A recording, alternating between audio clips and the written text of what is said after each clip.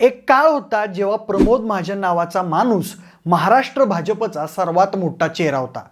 अगदी गोपीनाथ मुंडे आणि नितीन गडकरी यांच्यापेक्षाही त्यांचा भाजपमध्ये जास्त वचक होता. एवढंच नाही तर देश पातळीवर अटल बिहारी वाजपेयी आणि लालकृष्ण अडवाणी यांच्यानंतर भाजपमधला तिसरा सगळ्यात पॉवरफुल व्यक्ती म्हणून प्रमोद महाजन यांच्याकडे पाहिलं जात होतं. आता या उपर सांगायचं म्हणजे त्या काही अशाही चर्चा रंगल्या होत्या की आगामी काळात प्रमोद महाजन हे भाजपकडून पंतप्रधान पदाचे दावेदार असू शकतात.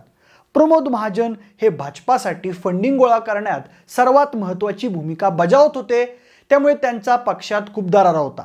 पण इतक्या पॉवरफुल नेत्याची 2006 साली त्यांच्याच सख्या भावानं म्हणजेच प्रवीण महाजन यांनी हत्या केली आणि देशात एकच खळबळ माजली. प्रमोद महाजनांच्या हत्येनंतर आणि हत्येआधी अनेक गोष्टी घडल्या, अनेक प्रश्न तयार झाले. त्यापैकी काहींची उत्तरं मिळाली, पण काही प्रश्न आजही अनुत्तरितच आहेत. त्यापैकी सर्वात महत्त्वाचा प्रश्न असा की प्रवीण महाजन यांनी प्रमोद महाजनांची हत्या का केली. त्या संपूर्ण प्रकरणाचा अगदी जवळून आढावा घेतला होता क्राईम तकचे वरिष्ठ पत्रकार शम्स ताहिर खान यांनी. आज आपण त्यांनी तयार केलेल्या रिपोर्टच्या आधारे प्रमोद महाजन यांच्या हत्येचा सगळा थरार जाणून घेणार आहोत. नमस्कार, मी प्रथमेश आणि तुम्ही पाहताय विषयच भारी. मंडळी, शम्स ताहिर खान यांच्या म्हणण्यानुसार प्रमोद महाजन यांच्या हत्येची कहाणी आम्ही 2 ते 3 प्रकरणांना एकसाथ जोडून पाहिली तेव्हा मला धक्कादायक माहिती मिळाली. या गोष्टीला सुरुवात होते स्वतः प्रमोद महाजन यांच्या कारकिर्दीपासून.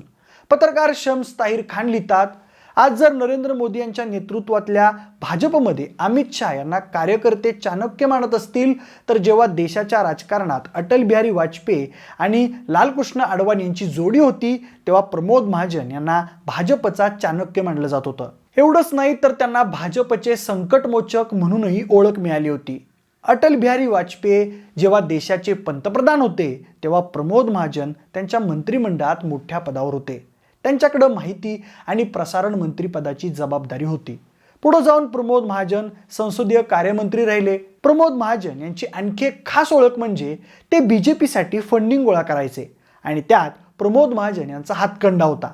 जेव्हा त्यांची हत्या झाली तेव्हा त्यांनी पक्षासाठी गोळा केलेल्या फंडिंग बाबतही अनेक प्रश्न उपस्थित केले गेले होते. शम्स ताहिर खान एकदा प्रमोद महाजन यांचे सेक्रेटरी बिबेक मोहित्रा यांनाही भेटले होते. पण त्या सेक्रेटरी मोहित्रा यांना सुद्धा प्रमोद महाजन यांच्या हत्येनंतर बरोबर 1 महिन्यानं अपोलो हॉस्पिटलमध्ये मरण आलं. ते प्रमोद महाजन यांचे सुपुत्र राहुल महाजन हे सुद्धा बिबेक यांच्यासोबत ॲडमिट होते. आता ते का हे तुम्हाला पुढे व्हिडिओत समजेलच. पण असं म्हणतात की त्या बिबेक मोहित्रा यांना प्रमोद महाजन यांच्याबद्दल बरीच माहिती होती. त्यामुळे आता प्रमोद महाजन आणि त्यांचे सेक्रेटरी बिबेक मोहित्रा यांच्या मृत्यू प्रकरणाचा एकमेकांशी काही संबंध होता का ते सुद्धा आपण पुढे जाणून घेऊ. म्हणजे प्रमोद महाजन यांचे फक्त भाजपच नाही तर देशातल्या इतर पक्षातील नेत्यांसोबतही चांगले संबंध होते. त्यांची भाषणशैली जबरदस्त होती. ते एका भेटीत समोरच्या माणसाला प्रभावित करायचे. त्यामुळेच पक्षानं त्यांच्यावर पार्टी फंड गोळा करण्याची महत्त्वाची जबाबदारी टाकली होती. प्रमोद महाजन सेंट्रल मुंबईच्या वरळीमध्ये पत्नी रेखा महाजन, मुलगी पूनम महाजन आणि मुलगा राहुल महाजन या आपल्या फॅमिलीसोबत राहायचे. 21 एप्रिल 2006 ची ती रात्र. त्या रात्री प्रमोद महाजन यांचं त्यांचे छोटे बंधू प्रवीण महाजन यांच्याशी खूप वेळ भांडण झालं. ते भांडण प्रमोद महाजन यांच्या घरच्यांनी ऐकलं. त्या भांडणानंतर प्रमोद महाजन यांनी फोन ठेवून दिला. पण थोड्याच वेळानं त्यांच्या मोबाईलवर एक मेसेज येऊन पडला, ज्यात असं लिहिलं होतं की अब ना होगी याचना ना प्रार्थना, अब रन होगा जीवन या फिर मरण. तो मेसेज प्रवीण महाजन यांनी पाठवला होता. तो मेसेज आणि त्याच्या मागचं इंटेन्शन भयानक होतं. पण प्रमोद महाजन यांना ते कळायला दुसरा दिवस उजाडावा लागला. पुढं 22 एप्रिल 2006 रोजी सकाळी 7:30 पावणे 8च्या दरम्यान प्रवीण महाजन हे प्रमोद महाजन यांच्या वरळीच्या घरी पोहोचतात. तिथंही दोघं एकमेकासमोर येतात आणि त्यांच्यात 15 मिनिटं कडाक्याचं भांडण होतं. त्या भांडणादरम्यान मग पुढं प्रवीण महाजन त्यांच्या खिशातून .3 ब्राउनिंग पिस्तूल काढतात आणि कोणताही मागचा पुढचा विचार न करता 4 गोळ्या प्रमोद महाजन यांच्यावर झाडतात. त्यापैकी 3 गोळ्या प्रमोद महाजन यांच्या शरीराचा ठाव घेतात. साधारण 8 वाजता ही घटना घडल्यानंतर प्रमोद महाजन यांच्या घरासमोर राहणाऱ्या गोपीनाथ मुंडे यांना घटनेची माहिती मिळते. ते धावत जाऊन प्रमोद महाजन यांच्या घरी पोहोचतात. तसं प्रमोद महाजन आणि गोपीनाथ मुंडे यांचं जवळचं नातं होतं आणि ते म्हणजे प्रमोद महाजन यांच्या बहिणीचं लग्न गोपीनाथ मुंडे यांच्याशी झालेलं होतं. गोपीनाथ मुंडे जेव्हा प्रमोद महाजन यांच्या घरी पोहोचतात तेव्हा त्यांना रक्ताना माखलेले प्रमोद महाजन जमिनीवर पडलेले दिसतात. तोवर घरातल्या माणसांनी रडून रडून घर डोक्यावर घेतलेलं होतं. गोपीनाथ मुंडे तडक प्रमोद महाजन यांना उचलून गाडीत ठेवतात आणि गाडी थेट हिंदुजा हॉस्पिटलला आणली जाते. तेव्हा टाइम झालेला असतो 8:20. त्यानंतर डॉक्टरांची अख्खी टीम प्रमोद महाजन यांच्या इलाजाची तयारी करते. प्रवीण महाजन यांनी झाडलेल्या गोळ्यांपैकी एक गोळी प्रमोद महाजन यांच्या लिव्हरमध्ये, दुसरी छातीत आणि तिसरी पोटात लागलेली असते. त्यामुळे रक्तस्राव खूप झालेला असतो. ऑपरेशन दरम्यान प्रमोद महाजनांना 25 बॉटल्स रक्त चढवण्यात आलं होतं. डॉक्टर पूर्ण प्रयत्न करत असतात, पण प्रमोद महाजन यांची कंडिशन खूप क्रिटिकल होती. एका बाजूला प्रमोद महाजन हॉस्पिटलमध्ये जीवनाची लढाई लढत असतात आणि दुसऱ्या बाजूला प्रवीण महाजन गोळ्या झाडल्यानंतर थेट वरळी पोलीस स्टेशन गाठतात. तिथं जाऊन आपली बंदूक पोलिसांच्या हातात देऊन म्हणतात, मी माझा भाऊ प्रमोद महाजनचा खून केलाय. त्या ऐकून पोलिसांच्या शिट्ट्या गुलवतात, कारण पोलीस प्रवीण महाजन यांना ओळखत होते. त्यानंतर वरळी पोलीस ती सगळी घटना त्यांच्या वरिष्ठांच्या कानावर घालतात.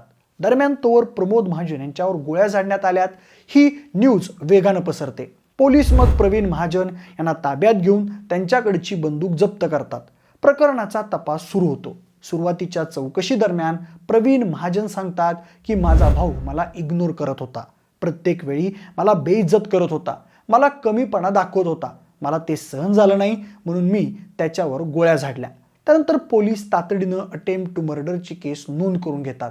तिकडं हिंदुजा हॉस्पिटलमध्ये प्रमोद महाजन यांची अवस्था आणखीनच क्रिटिकल होत चाललेली असते. डॉक्टर सातत्यानं प्रयत्न करत असतात, पण त्यांना यश येत नाही. पुढे लंडनवरून एका लिव्हर स्पेशालिस्ट डॉक्टरला बोलावलं जातं. तो सुद्धा त्याचं बेस्ट नॉलेज वापरून प्रमोद महाजन यांचा जीव वाचवण्याचा प्रयत्न करतो. पण सलग 13 दिवस उपचार करूनही प्रमोद महाजन यांची तब्येत आणखीनच खालावते.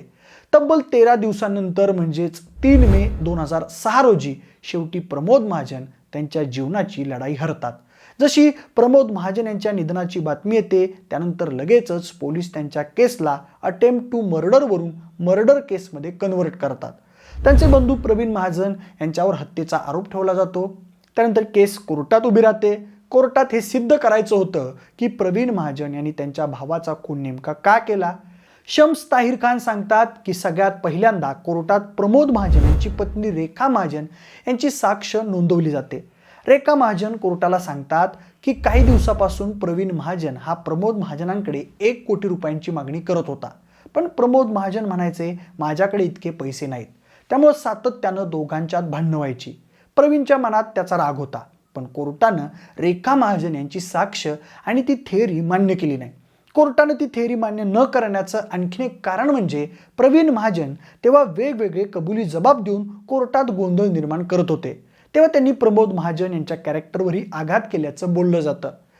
जेव्हा गोष्टी हाताबाहेर गेल्या तेव्हा प्रमोद महाजन यांच्या कुटुंबानं कोर्टाला विनवणी केली की या केसच्या मीडिया कव्हरेजवर बंदी आणावी, कारण यामुळं आमच्या कुटुंबाच्या इज्जतीवर घाला घातला जातोय. कोर्टानं त्यांची अपील मान्य केली. पुढं प्रमोद महाजन केसचं मीडिया कव्हरेज बंद करण्यात आलं. दरम्यान कोर्टात प्रमोद महाजन यांचे दाजी आणि भाजप पक्षातील सहकारी गोपीनाथ मुंडे यांची साक्ष नोंदवण्यात आली. तेव्हा गोपीनाथ मुंडे यांनी सांगितलं की मी शेवटचे काही क्षण प्रमोद महाजन यांच्यासोबत होतो. तेव्हा त्यांनी माझ्याजवळ असे उद्गार काढले की माझी काय चूक होती की प्रवीणनं माझ्यावर गोळी झाडली.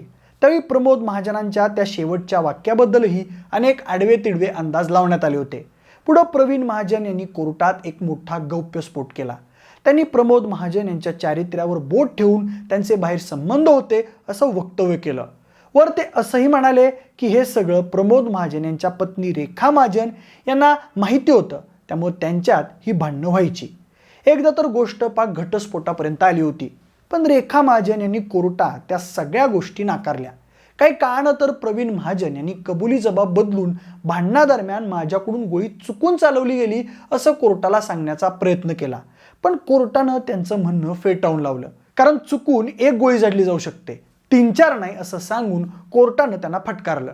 पुढे बरेच दावे प्रतिदावे झाल्यानंतर लोअर कोर्टानं 18 डिसेंबर 2007 रोजी प्रवीण महाजन यांना जन्मठेपेची शिक्षा सुनावली, कारण सगळे उपलब्ध पुरावे प्रवीण महाजन यांच्या विरोधात होते. पण त्यानंतरही प्रवीण महाजन यांनी त्यांच्या वकिलाकरवी हायकोर्टात धाव घेतली, पण त्यात बराच काळ निघून गेला.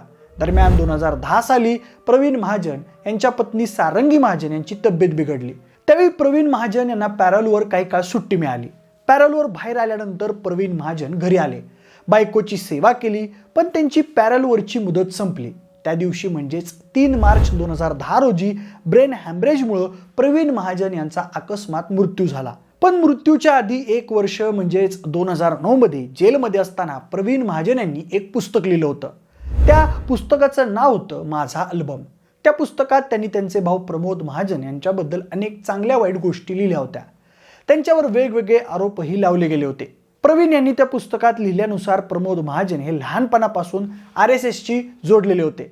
आमच्या वडिलांचं आम्ही लहान असताना निधन झालं होतं. प्रमोद हे आम्हा 5 भावंडांमध्ये सगळ्यात मोठे होते. त्यांनीच आम्हाला सांभाळलं. प्रमोद मला नेहमी वडिलांच्या जागी होते. त्यांनी मला भाऊ आणि वडील असं दोघांचं प्रेम दिलं. पण नंतर जेव्हा ते दिल्लीच्या राजकारणात जास्त पॉवरफुल होत गेले तसं त्यांनी अनेक वाईट गोष्टी केल्या. त्यांनी पक्षासाठी गोळा होणाऱ्या पैशांची अफरातफर केली असा आरोप त्या पुस्तकातून प्रवीण महाजन यांनी प्रमोद यांच्यावर लावलाय.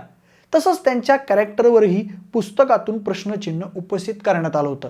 शिवानी भटनागर नावाच्या इंडियन एक्सप्रेसच्या एका पत्रकार महिलेसोबतही त्यांचं नाव जोडण्यात आलं होतं. पण कोर्टात केस चालू होती तेव्हा त्या गोष्टीला दुजोरा देणारे पुरावे सापडले नव्हते. पुढे प्रवीण महाजन यांनी त्यांच्या पुस्तकात असंही लिहिलंय की प्रमोद महाजन यांच्या त्या बाहेरील संबंधांची माहिती त्यांचे सेक्रेटरी बिबेक मोहित्रा यांना होती. कदाचित तेच कारण असेल की महिन्याभरात त्यांच्या सेक्रेटरीलाही मरण आलं. पण प्रवीण महाजन यांच्या त्या थेरीला कोणताही कायदेशीर आधार नव्हता. त्यामुळे या गोष्टी फक्त चर्चेपुरत्या मर्यादित राहिल्या. असो, आता आपण प्रमोद महाजन यांच्या सेक्रेटरीला कसं मरण आलं ते थोडक्यात जाणून घेऊ, म्हणजे काही गोष्टी तुम्हाला आणखी क्लिअर होतील. तसंच प्रमोद महाजन आणि त्यांच्या सेक्रेटरीच्या मृत्यू प्रकरणाचा काही संबंध होता का हे सुद्धा पाहू. तर ऐका, पत्रकार शम्स ताहिर खान यांनी सांगितल्यानुसार प्रमोद महाजन यांच्या अंत्यविधीनंतर त्यांच्या अस्थी वेगवेगळ्या भागात विसर्जित करण्याचा निर्णय घेण्यात आला होता. ती जबाबदारी त्यांचा मुलगा राहुल महाजन आणि त्यांचा सेक्रेटरी बिबेक मोहित्रा यांच्याकडे सोपवण्यात आली होती. 2 जून 2006 रोजी आसाममध्ये नेऊन अस्थी विसर्जित करायच्या होत्या. त्यामुळे 1 जून रोजी राहुल महाजन आणि बिबेक मोहित्रा दिल्लीच्या सरकारी बंगल्यात एकत्र थांबलेले होते. पण दुसऱ्या दिवशी म्हणजेच 2 जून 2006 रोजी खबर येते की बिबेक मोहित्राचा अपोलो हॉस्पिटलमध्ये मृत्यू झालाय आणि राहुल महाजन सुद्धा सिरियस आहेत म्हणून. आता तुम्ही म्हणाल एका रात्रीत काय घडलं, तर ऐका. शम्स ताहिर खान यांच्यानुसार वरकरणी ऐकायला ती साधारण न्यूज असली तरी प्रकरण थोडं गंभीर होतं. पहिल्यांदा बिबेक मोहित्राला फूड पॉइझनिंग झालं असं सांगण्यात आलं होतं.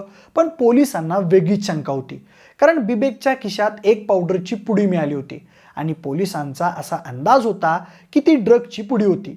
जेव्हा ती बातमी मीडियामध्ये लीक झाली तेव्हा पोलिसांवर तपासाचा दबाव वाढला. पुढं इन्व्हेस्टिगेशनमध्ये असं समोर आलं की त्या दिवशी बिबेक मोहित्रानं त्याच्या ड्रायव्हराकरवी 15,000 रुपयांचे ड्रग्ज मागवले होते. पण त्या ड्रगच्या अति डोसेजमुळं त्याला ओमेटिंग सुरू झालं. तेव्हा बिबेक मोहित्राच्या नोकरांनी 4 अज्ञात पोरांना बिबेकच्या घरी आलेलं पाहिलं होतं. त्यांनी ती माहिती पोलिसांना दिली आणि पोलिसांनी शोध घेतला. तेव्हा त्यांना कळालं की त्या 4 पोरांकरवी संबंधित ड्रग्ज पेडलरनं बिबेक मोहित्रापर्यंत चुकीचं आणि घातक ड्रग्ज पोचवलं होतं आणि त्यामुळेच बिबेकचा मृत्यू झाला असण्याची शक्यता होती. पण त्या ड्रग्ज पेडलरनं तसं का केलं हे मात्र शेवटपर्यंत कळालं नाही. पण त्या प्रकरणाला कायमच प्रमोद महाजनांच्या हत्या प्रकरणाशी जोडण्याचा काही जणांनी प्रयत्न केला. त्याचं कारण म्हणजे कधी काही प्रवीण महाजन यांनी केलेला तो दावा की बिबेक मोहित्रा याला प्रमोद महाजन यांच्या काही खास गोष्टी माहिती होत्या. पण प्रवीण महाजन यांच्या त्या पुस्तकाला जास्त महत्त्व दिलं गेलं नाही. प्रवीण महाजन यांचे मोठे बंधू स्वतः प्रकाश महाजन यांनी सुद्धा ते पुस्तक महाजन कुटुंबाला बदनाम करण्यासाठी लिहिलं गेले असा आरोप लगावला होता. प्रकाश महाजन यांच्या म्हणण्यानुसार प्रमोद महाजन यांची तशी कोणतीच सिक्रेट्स नव्हती. फॅमिलीनं नेहमीच प्रमोद महाजन यांना सपोर्ट केला आणि प्रवीण म्हणतोय ते सगळं बकवास आहे. तर एकूण अशी सगळी प्रमोद महाजन हत्याकांडाची संपूर्ण स्टोरी आहे. आता त्यात कुणाचे दावे खरे आणि कुणाचे खोटे हे प्रश्न आजही अनुत्तरितच राहिलेत. बाकी येणाऱ्या काळात त्याची काही उत्तरं मिळाली तर महाराष्ट्राच्या राजकारणात भूकंप झाल्याशिवाय राहणार नाही हे नक्की. आज प्रमोद महाजन यांची मुलगी पूनम महाजन राजकारणात आहे. राहुल महाजन 1-2दा वादात अडकला होता पण आता फार चर्चेत नाहीये. प्रकाश महाजन मनसेत ऍक्टिव्ह आहेत. प्रमोद महाजन हेच भाजप शिवसेनेच्या युतीचे जनक होते. त्यामुळे अर्थातच प्रमोद महाजनांसारखा बडा नेता गमावल्यामुळं भारतीय जनता पार्टीचं मोठं नुकसान झालंय. त्यांच्या मागे त्यांची मुलगी पूनम समर्थपणे वडिलांचा वारसा चालवते, पण जराच प्रमोद महाजन असते तर नक्कीच महाजन आडनावाचं वजन आणि एकूण देशातलं चित्र काहीसं वेगळं असतं. एका पंतप्रधान पदाची क्षमता असणाऱ्या नेत्याला आपण मुकलो हेच दुर्दैव. त्यांच्या कार्याला सलाम.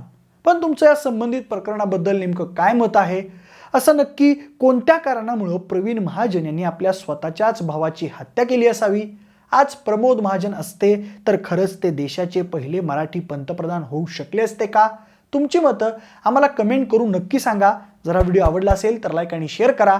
सोबतच आपल्या विशेषभर या यूट्यूब चॅनलला देखील सबस्क्राईब करा. आणि जर हा व्हिडिओ तुम्ही फेसबुकवर पाहत असाल तर तिथंही आम्हाला फॉलो करायला अजिबात विसरू नका. धन्यवाद.